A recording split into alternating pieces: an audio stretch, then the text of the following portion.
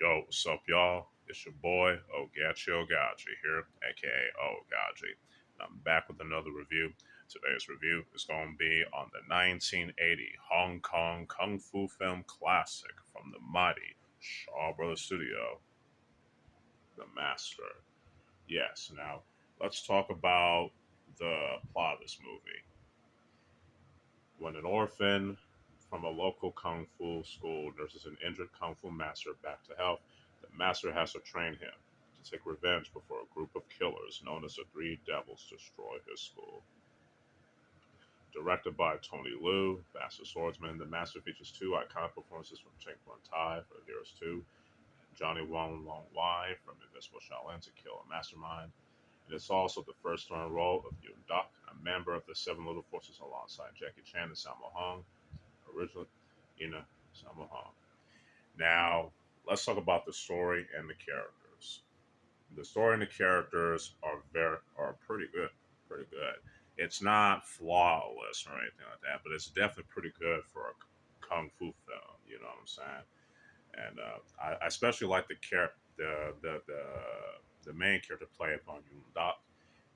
I think he's pretty cool, and it's also pretty relatable in my opinion, especially when it gets to learn from a real kung fu master played by by the awesome Chen Tai, which I think is pretty cool. And I definitely like how they interact together when they first meet. You know what I'm saying?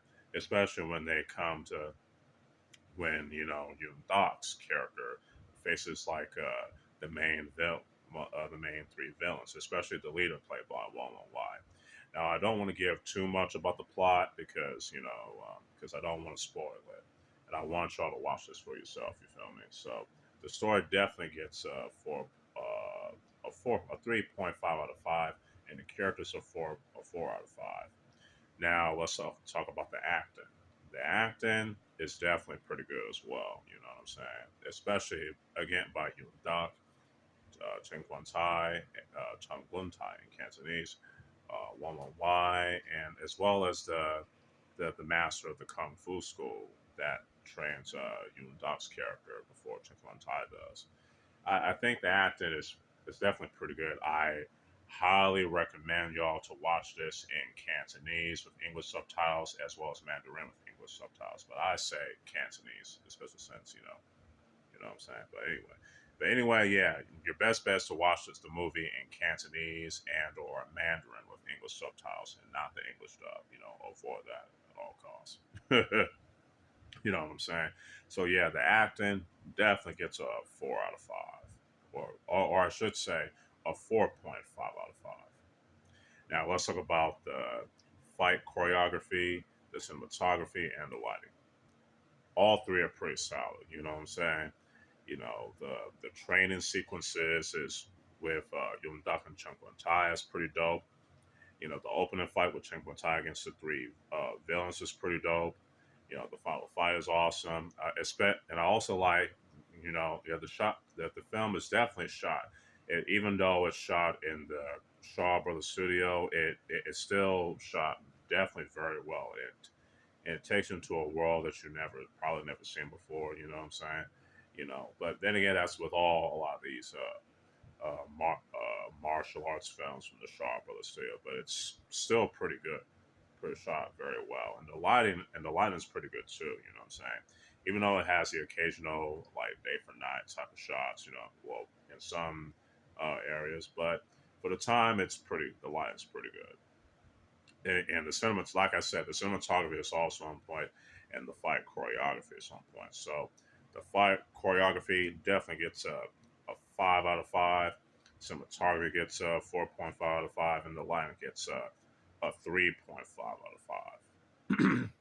Well, let's talk about the music. Now, the music has the typical library dwarf type of music, but the music that was chosen for the film definitely fits, especially for the for the opening, as well as some of the few moments within the film when there's no fighting and things like that, and some of the moments in between the fights as well, which is definitely pretty good. You know what I'm saying?